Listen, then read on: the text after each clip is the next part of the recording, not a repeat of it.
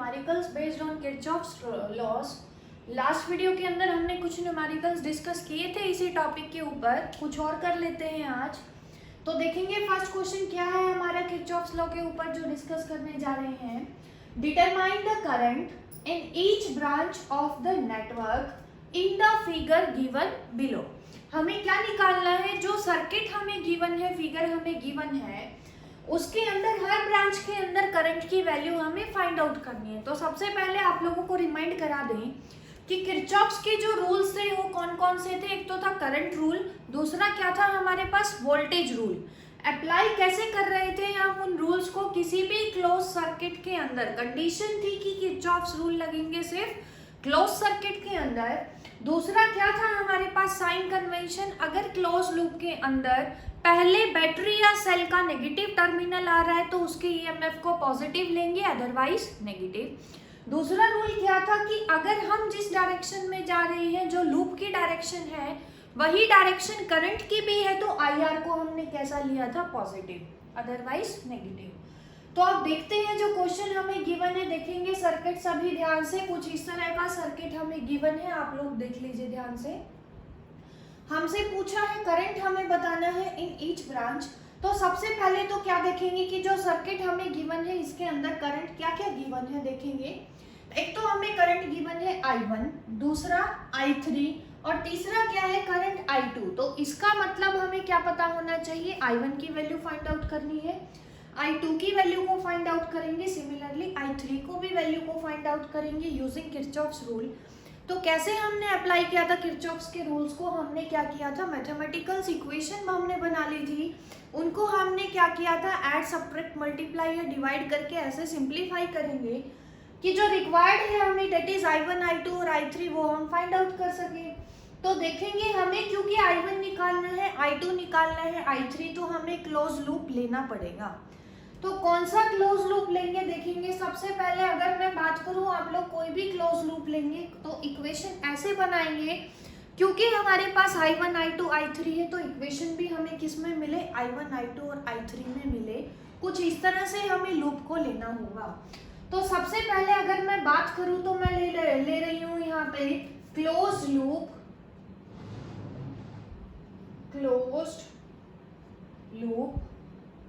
A B C A।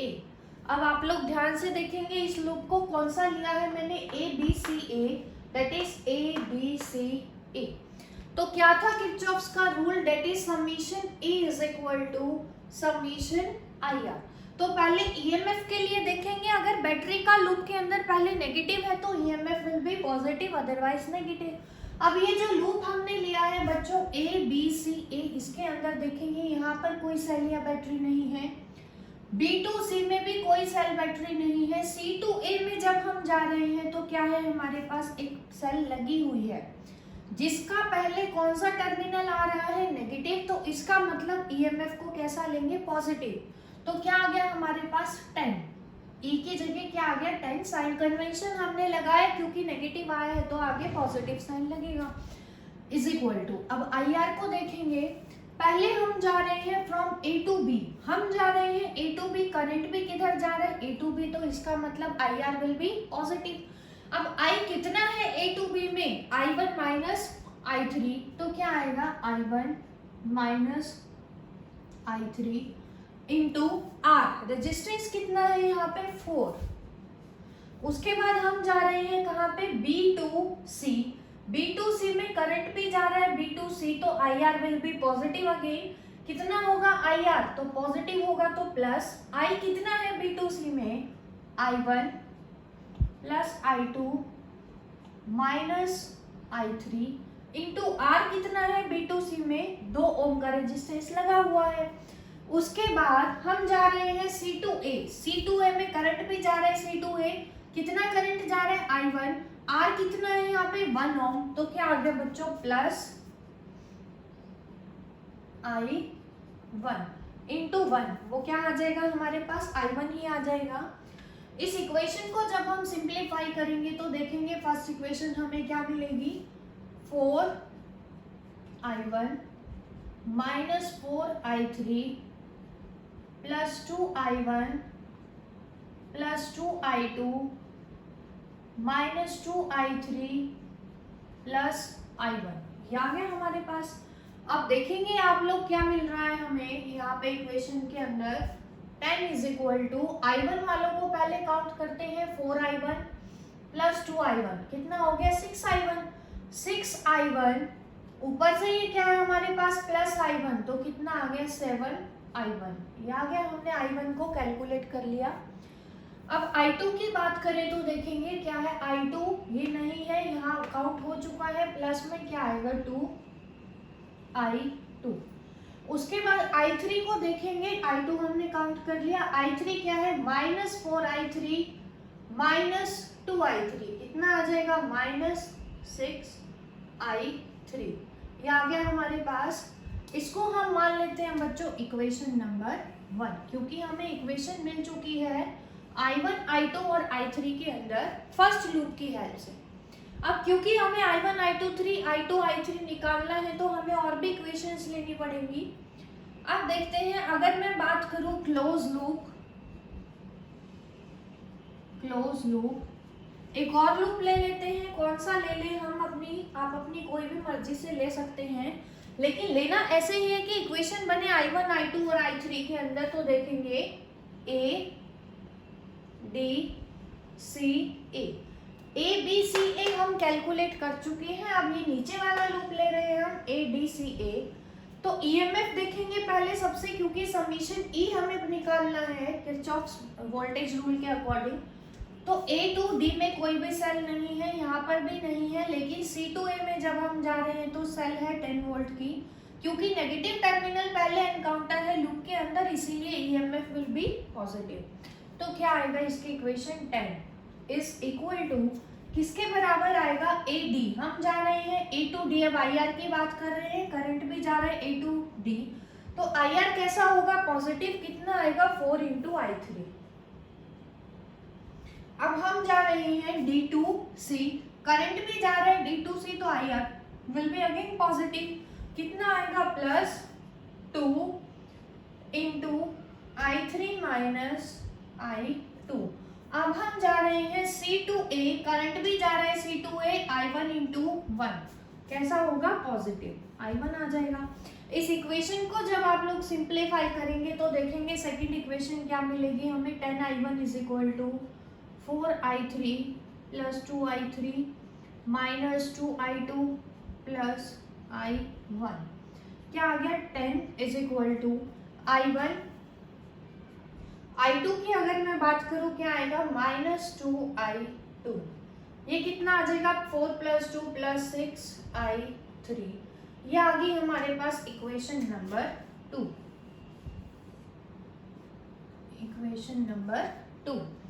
अब यहाँ से देखेंगे कि अगर हम इन दोनों इक्वेशंस को सॉल्व करें तो हमें किस किस की वैल्यू मिलेगी। दोनों इक्वेशन को अगर आप लोग ध्यान से देखेंगे तो हम अगर दोनों इक्वेशन को ऐड करेंगे तो देखोगे क्या आएगा। अगर हम ऐड करेंगे 1 के अंदर किसको ऐड करने हैं 2 को, तो देखेंगे क्या आएगा 10 is equal to 7i1 plus 2i2 minus 6i3। दूसरी इक्वेशन क्या है 10 is equal to i1 minus 2i2 plus 6i3। अगर आप इन दोनों इक्वेशन को ऐड करते हैं तो ध्यान से देखेंगे माइनस 6 से प्लस 6 कैंसिल आउट, प्लस 2 से माइनस 2 कैंसिल आउट, कितना आ गया बच्चों 10 plus 10 20 is equal to 8i1। तो यहाँ से हमने किसको कैलकुलेट कर लिया है I1 को। I1 हमारे पास कितना आ रहा है 20/8 और 5/2 एम्पियर। I1 करंट की वैल्यू हमें पता चल चुकी है 5/2 एम्पियर। अब हमें सिर्फ I1 नहीं निकालना, I2 भी निकालना है, I3 भी निकालना है। तो एक और लूप ले लेते हैं, लिखेंगे इन क्लोज लूप। अब अगर मैं ये बड़ा वाला लूप ले लेती हूँ आउटर लूप ABEDA, एक बार ध्यान से देखेंगे कौन सा लूप हमने लिया है ABEDA, ये लूप हमने लिया है। A to D में हम जा रहे हैं, सॉरी पहले EMF की बात कर लेते हैं, समीशन E। यहाँ पर कोई भी सेल नहीं है, इधर लगा हुआ है सेल का पहले कौन आया पॉजिटिव, तो ईएमएफ कैसा होगा नेगेटिव -5। फिर यहाँ पर कोई सेल नहीं है, इधर भी कोई नहीं है, तो सिर्फ -5 लेंगे इज इक्वल टू IR की बात अगर हम करें राइट हैंड साइड की, तो आई कितना है A to B में I1 माइनस I3, R कितना है 4, क्या आ गया I1 माइनस I3 इंटू 4। हम जा रहे हैं B to E में, करंट जा रहा है E to B में, लेकिन यहाँ पे कोई भी रेजिस्टेंस नहीं लगा हुआ तो IR काउंट नहीं होगा। सिमिलरली यहाँ पे कोई रेजिस्टेंस नहीं है सर्किट के अंदर तो IR काउंट नहीं होगा। अब हम जा रहे हैं D to A में बच्चों, लेकिन करंट जा रहा है A to D तो it is taken as negative. I कितना है I3, R कितना है 4। तो देखेंगे क्या इक्वेशन बनेगी, -5 is equal to 4I1 minus 4I3 minus 4I3, -5 is equal to 4I1 minus 8I3। ये आ गया हमारे पास। फर्स्ट इक्वेशन से हमने I1 काउंट कर रखा है, that is equal to 5/2 ampere. तो अगर आप यहाँ पे रखोगे क्या आएगा, -5 is equal to 4 into 5/2 minus 8I3। Solve जब करेंगे कितना आएगा इसको 10। अगर आप -8 को उधर लेकर जाओगे तो क्या आ जाएगा 8I3 इज इक्वल टू 10। 5 इधर आके प्लस हो जाएगा +5 और I3 is equal to 15/8। Current हमने निकाला है तो यूनिट क्या होगी एम्पियर। अब हमें I1 पता चल चुका है, I3 पता चल चुका है, निकालना क्या है I2। आप लोग किसी भी इक्वेशन में वैल्यू पुट कीजिए I1 की और I3 की, I2 हमें मिलेगा। तो बात कर लेते हैं कि I1 और I3 को हम पुट कर लेते हैं इक्वेशन नंबर 2 के अंदर। यहाँ पुट करेंगे, देखेंगे क्या आएगा, 10 इज इक्वल टू I1 हमने निकाल रखा है 5/2 माइनस 2I2 प्लस 6, I3 कितना है 15/8। सॉल्व जब करेंगे क्या आएगा, 2 से कैंसिल आउट करेंगे 3/4, क्या आएगा 10 is equal to 5/2 plus 45/4 minus 2I2। और ज़्यादा सिंप्लीफाई करेंगे 2I2 को आप लोग उधर लेकर जाएंगे, क्या आएगा 5/2 माइनस 45/4 माइनस 10 इधर आ जाएगा राइट हैंड साइड में।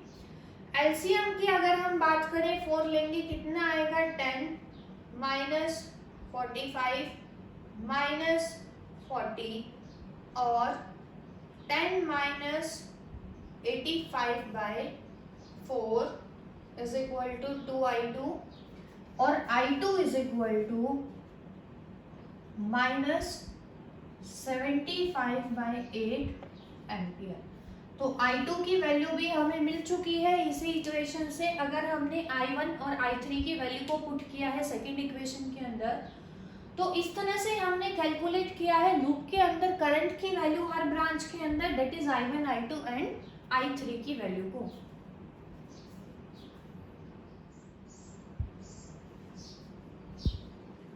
अब नेक्स्ट हम करने जा रहे हैं numericals based on Wheatstone bridge principle and slide wire bridge.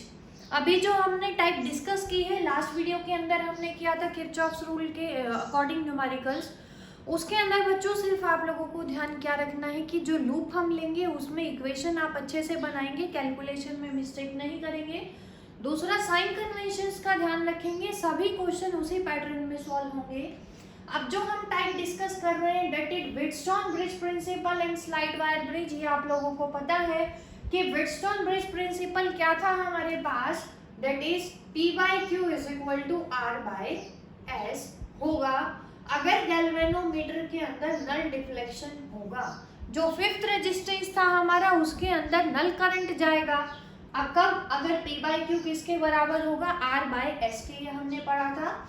दूसरा स्लाइड वायर ब्रिज क्या था, हमने जो पढ़ा था कि एप्लीकेशन है व्हिटस्टोन ब्रिज प्रिंसिपल की जिसको हम यूज करते हैं to find the value of unknown resistance. अब देखेंगे जो क्वेश्चन हमें गिवन है उसके अंदर क्या फाइंड आउट करना है calculate the current drawn from the battery by the network of the resistors as shown in the figure. तो हमें सबसे पहले निकालना क्या है, सर्किट के अंदर करंट की वैल्यू को हमें निकालना है। उसके बाद हमें सर्किट हमें गिवन है, तो देखेंगे सर्किट को थोड़ा सिंप्लीफाई करना पड़ेगा। इसके अंदर हमें आप लोग थोड़ा सा ध्यान से देखेंगे। सबसे पहला जो रेजिस्टेंस है बच्चों, वो जो है ना हमारा कनेक्ट है किसके बीच में, ए और बी के बीच में। उसके बाद बी किससे कनेक्ट है, किसी पॉइंट सी से कनेक्ट है, सी कनेक्ट है डी से और डी फिर से कनेक्ट है ए से। तो आप लोग जरा ध्यान से देखेंगे, रिमाइंड करेंगे किसको, व्हिटस्टोन ब्रिज प्रिंसिपल को। क्या था हमारे पास व्हिटस्टोन ब्रिज प्रिंसिपल, कुछ इस तरह से था कि अगर चार रेजिस्टेंस कनेक्ट हैं एक दूसरे के साथ कुछ इस तरीके से कि वो मिलकर एक ब्रिज बना रहे हैं, तो ये जो ब्रिज है बैलेंस तभी होगा अगर गैल्वेनोमीटर के अंदर नल डिफ्लेक्शन जाएगा। और उसकी कंडीशन क्या थी, that P by Q is equal to R by S। अब उसी को देखेंगे आप लोग। ये जो सर्किट है वो भी कुछ इस तरह का बनेगा। A to B सबसे पहले देखेंगे, हम सिर्फ सर्किट को मॉडिफाई कर रहे हैं। A B बीच में लगा हुआ है रेजिस्टेंस कितने का, 1 ओम का।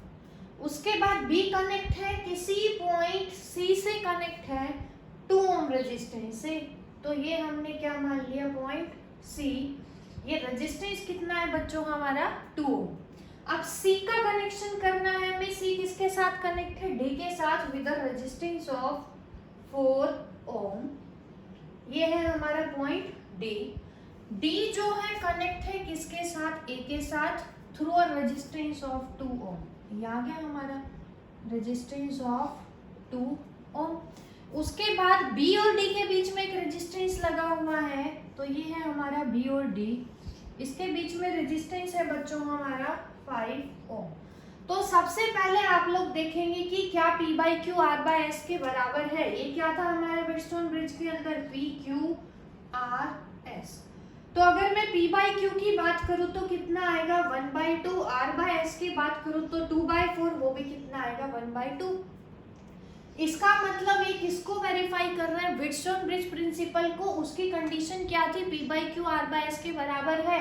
वो कब बराबर था, अगर गैल्वेनोमीटर के अंदर नल करंट जा रहा था तब था।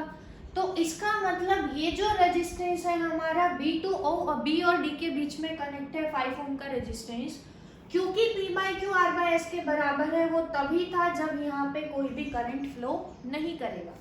तो इसका मतलब ये हमारा जो सर्किट है अब रिड्यूस हो जाएगा किसके अंदर, कुछ इस तरह का सर्किट बनेगा बच्चों। ये A B C D, यहाँ पे नल डिफ्लेक्शन है तो इस रेजिस्टेंस को हमने हटा दिया। क्या आ गया, 1 ओम। ये है 2 ओम का, ये भी 2 ओम का है और ये भी कितने का है, 4 ओम का। अब ये जो पॉइंट है बच्चों A और C पॉइंट कनेक्ट है किसी बैटरी से जिसका पोटेंशियल हमें दे रखा है, कितना हमें गिवन है, 4 वोल्ट। हमें निकालना है करंट। तो करंट अगर हमें निकालना है तो करंट का फॉर्मूला ओम्स लॉ से क्या था, V by R। R V हमें गिवन है 4 वोल्ट। R क्या है, equivalent resistance of the circuit, जिसकी वैल्यू को हमें फाइंड आउट करना पड़ेगा। तो R इक्विवेलेंट से हम इसको रिमूव कर सकते हैं। अब क्या आएगा देखोगे आप लोग, क्योंकि A और C के बीच में हमें निकालना है इक्विवेलेंट रेजिस्टेंस, तो थोड़ा सा ध्यान से देखेंगे। A और B और C, ये जो दोनों रेजिस्टेंस है एंड टू एंड कनेक्ट है, दोनों का एक ही पॉइंट कॉमन है। तो ये दोनों किस में कनेक्ट है, सीरीज में। सीरीज में हमें पता है टोटल रेजिस्टेंस ऐड हो जाते हैं, तो ये क्या आ गया हमारे पास, 3 ओम का रेजिस्टेंस आ गया। सिमिलरली ADC, ये भी क्या है, दोनों रेजिस्टेंस एक पॉइंट से ही कॉमन है, D पॉइंट पे कॉमन है, तो ये दोनों भी किस में कनेक्ट है, सीरीज में है। और इक्विवेलेंट रेजिस्टेंस कितना आ गया, ऐड हो जाएगा सीरीज में, 2 + 4 = 6 ओम। ये कनेक्ट है हमारे पास A और C किससे बच्चों, बैटरी से ऑफ 4 वोल्ट। अब आप लोग ध्यान से देखेंगे, ये जो दोनों रेजिस्टेंस है दोनों के दोनों ही एंड्स कॉमन है। दोनों का एक एंड बैटरी के पॉजिटिव से कनेक्ट है, दूसरा नेगेटिव से। इसका मतलब दोनों पैरेलल कॉम्बिनेशन में कनेक्ट है। तो जो इक्विवेलेंट रेजिस्टेंस हमें मिलेगा किसका, सर्किट का, वो हमें क्या मिलेगा, R equivalent is equal to, parallel में कनेक्ट है दो रेजिस्टेंस, तो फॉर्मूला हमने पढ़ा हुआ है R1 R2 divided by R1 plus R2। R1 हमारा कितना है 3, R2 कितना है 6 divided by 3 plus 6 is equal to 9। ये कितना आएगा 18 बाय 9 दैट इज 2 ओम। तो R इक्विवेलेंट हमें पता चल चुका है 2 ओम। करंट हमें निकालना है, पोटेंशियल गिवन है बैटरी का 4, रेजिस्टेंस हमने निकाला है 2, कितना आगे total current in the circuit is 2 ampere. तो ये हमने सॉल्व किया numerical based on Wheatstone bridge principle by using the formula P by Q is equal to R by S। Second question में देखेंगे क्या गिवन है हमें, when two known resistances R and S are connected in the left and right gap of a meter bridge। हमने पढ़ा हुआ है कि मीटर ब्रिज के अंदर दो गैप थे हमारे पास कॉपर स्ट्रिप्स के अंदर। तो फर्स्ट गैप में कौन सा रेजिस्टेंस लगा हुआ है बच्चों, इनिशियल कंडीशन में R, और सेकेंड गैप में लगा हुआ है रेजिस्टेंस S। उसके बाद हमें गिवन है then balance point is found at a distance L1 from the zero end of the metre bridge wire. तो अगर फर्स्ट गैप में R लगा हुआ है, सेकंड में S लगा हुआ है, जब हमने जोकी को स्लाइड किया फ्रॉम 0 टू दूसरी साइड 0 टू 100 की तरफ 1 मीटर की क्योंकि वायर थी हमारे पास, तो जो नल डिफ्लेक्शन मिल रहा है हमें कितनी लेंथ पे गिवन है, L1 लेंथ पे। टोटल लेंथ कितनी थी 100 सेंटीमीटर हमारी, तो रिमेनिंग लेंथ कितनी होगी बच्चों 100 माइनस L1। अब हमें क्या गिवन है, ये तो थी हमारे पास फर्स्ट कंडीशन, क्योंकि व्हेटस्टोन ब्रिज प्रिंसिपल है हमारे पास, कंडीशन क्या थी that P by Q is equal to R by S। कब गैल्वेनोमीटर के अंदर नल डिफ्लेक्शन आएगा जब। अब क्योंकि नल डिफ्लेक्शन आ रहा है हमारा L1 लेंथ पे, तो P by Q देखेंगे किसके बराबर होगा हमारे पास, फर्स्ट की क्या है हमारे पास लेंथ, ये किसका काम करेगा P का, ये किसका काम करेगा Q, और ये क्या है हमारे पास रेजिस्टेंसेस R एंड S। तो देखेंगे क्या आएगी first equation, L1 upon 100 minus L1 ये आ जाएगा is equal to R by S। क्या आ जाएगा R बाय S। ये हमें मिल गई इक्वेशन नंबर 1। जो फर्स्ट कंडीशन हमें गिवन थी यहाँ तक हमने इक्वेशन बनाई। अब सेकेंड कंडीशन में क्या गिवन है कि an unknown resistance X is now connected in parallel to the resistance S। अब हमने क्या किया, जो रेजिस्टेंस S है उसके पैरेलल में एक और रेजिस्टेंस कनेक्ट किया दैट इज X हमने कनेक्ट किया। उसके बाद हमें क्या मिला कि जो अब बैलेंस पॉइंट है हमारा वो क्या कर गया, found at a distance L2 from the zero end of the metre bridge. अब नल डिफ्लेक्शन L1 लेंथ पे नहीं मिल रहा हमें, कितनी लेंथ पे मिल रहा है L2 लेंथ पे। कब, जब हमने एक और रेजिस्टेंस लगाया। अब ये तो टोटल रेजिस्टेंस R, यहाँ पर टोटल रेजिस्टेंस की अगर मैं बात करूँ तो हमें क्या लेना पड़ेगा, इक्विवेलेंट रेजिस्टेंस हमें लेना पड़ेगा। दोनों का इक्विवेलेंट हमने मान लिया, क्या S डैश हम मान लेते हैं।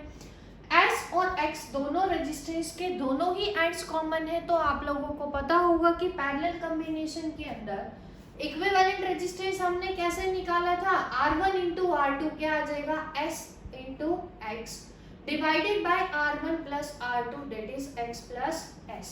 ये हमें मिलेगा।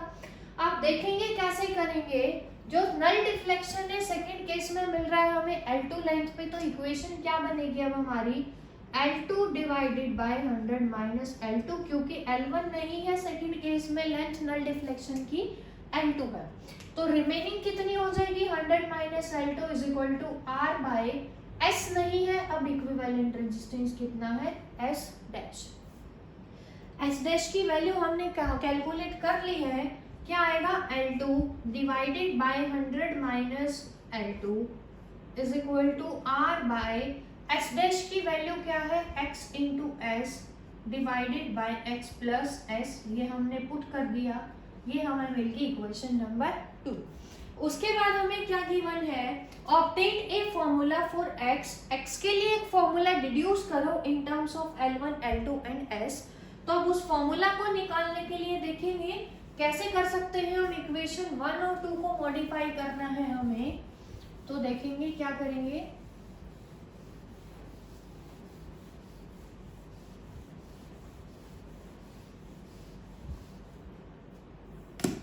फर्स्ट और सेकंड इक्वेशन से अगर हमें x की वैल्यू को निकालना है तो कैसे निकालेंगे, यहाँ पर हम करवा देते हैं dividing second by equation number first. Second को फर्स्ट से डिवाइड करवा देते हैं तो देखेंगे क्या हमें मिलेगा, L2 divided by 100 minus L2 divided by first equation क्या है, L1 upon 100 minus L1 is equal to, right hand side को अब डिवाइड करवाएंगे, R into X plus S divided by X into S divided by क्या आएगा हमारे पास, R by S. और क्या लिख सकते हैं हम इसको, L2 divided by 100 minus L2 into L1 upon 100 minus L1 is equal to R into X plus S divided by X X into R by S. अब देखेंगे क्या सिंप्लीफाई होगा, इसके अंदर हमारे पास क्या कैंसिल आउट हो रहा है, R से R कैंसिल आउट, S से S कैंसिल आउट। अब देखेंगे क्या मिलेगा, L2 into 100 minus L1 divided by L1 into 100 minus L2 is equal to x plus S by X. अलग अलग करेंगे, x बाय एक्स क्या आ जाएगा, 1 प्लस एस बाय एक्स। हमें x निकालना है क्योंकि इन टर्म्स ऑफ L1 L2, तो कैसे निकालेंगे एस L1 और L2 के टर्म्स में। अब 1 को उधर ले जाएंगे, क्या आ जाएगा, L2 into 100 minus L1 upon L1 into 100 minus L2 minus 1 is equal to S by X. और मॉडिफाई करेंगे, एलसीएम अगर लेंगे हम तो देखेंगे हमें क्या मिलेगा,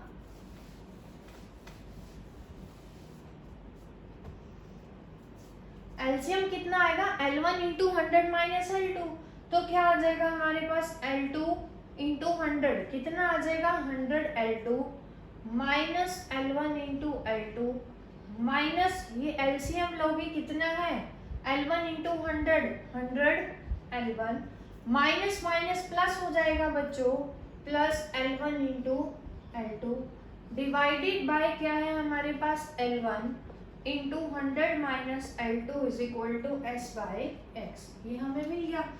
अब देखेंगे L1 L2 से L1 L2 कैंसिल आउट, दोनों में से 100 कॉमन आ रहा है, अंदर क्या बचेगा, L2 minus L1 divided by L1 into 100 minus L2 is equal to S by X. हमें निकालनी किसकी वैल्यू है, x की वैल्यू हमें निकालनी है, तो x की वैल्यू कितनी आएगी, s into L1 into 100 minus L2 divided by 100 into L2 minus L1। ये किसकी वैल्यू मिलेगी हमें, x की वैल्यू हमें मिलेगी कहाँ से, इस इक्वेशन से x को उधर लेकर जाएंगे, इसको क्रॉस मल्टीप्लाई करवा देंगे, तो ये हमें मिलेगी x की value in terms of s L1 and L2।